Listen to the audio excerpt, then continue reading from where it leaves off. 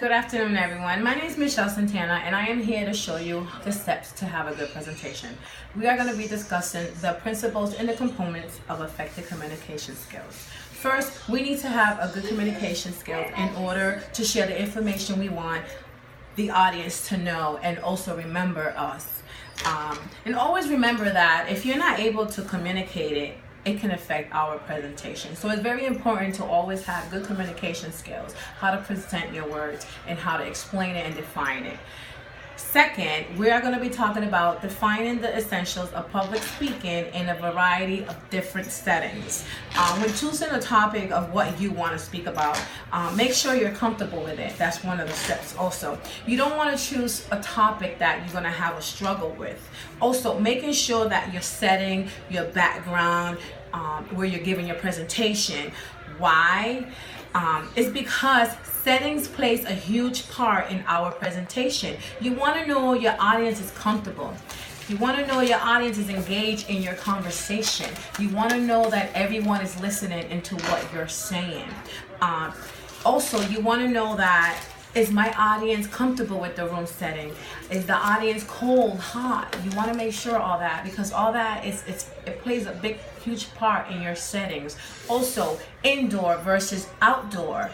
There are challenges when you're outdoor. You have people walking by, you have noises, you have the fire department, sirens going off. People might be too hot, or it might start raining. That's really going to keep you not right on topic or right on time with your presentation, versus an indoor presentation is less challenging, because the weather, you don't have to worry about it, but you always have to make sure that the room temperature is comfortable for your audience. Visual distractions will be less. Everyone is focused on you, everybody's focused on what you're bringing.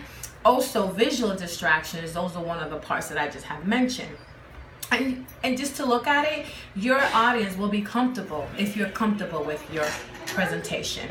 Now, using verbal and nonverbal communication skills plays a huge part in your presentation as well. Because when you're using nonverbal, or in other words, negative verbal cues or positive verbal cues, it plays a huge difference. Always start by having a good outline of your presentation.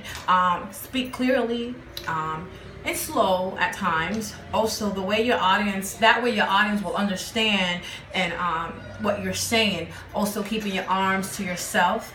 It will be less distracted for your audience, and also you will feel comfortable.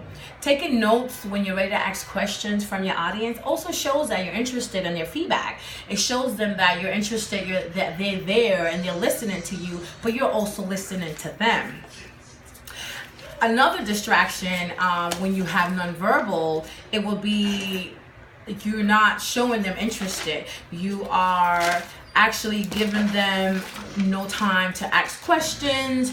Your poor posture, you're speaking too fast, you're avoiding eye contact, and you're not actually focusing on your audience or in your audience. Repetitive gestures, actually crossing your arms together is basically showing that you're not interested of your audience.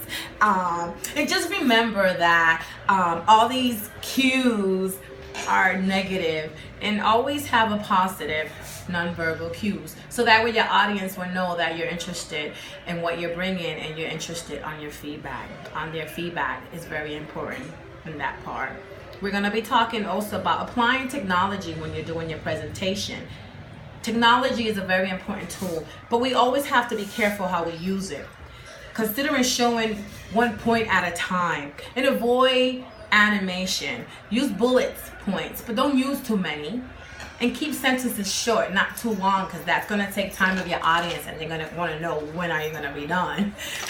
But anyway, just choosing the correct technology is really good. Also, if you're planning to have graphs or charts, avoid using animation. As I say, clip art. Make sure your images are good. Also, crop the distraction ones. Crop anything that you know is not necessary in your presentation. That will also keep your audience engage in your presentation. Another thing is when you use graphs, should be done simple, not too wild or not too many numbers and colors, because that's just going to distract your audience away from the graph or the charts that you're showing them quickly. You want them to grab your charts quickly. You want them to catch that information. You want them to know quickly, not too long for them to capture it. So make sure your charts are really nice and simple and easy to look at and easy to learn quickly. Well, this is the end of my video.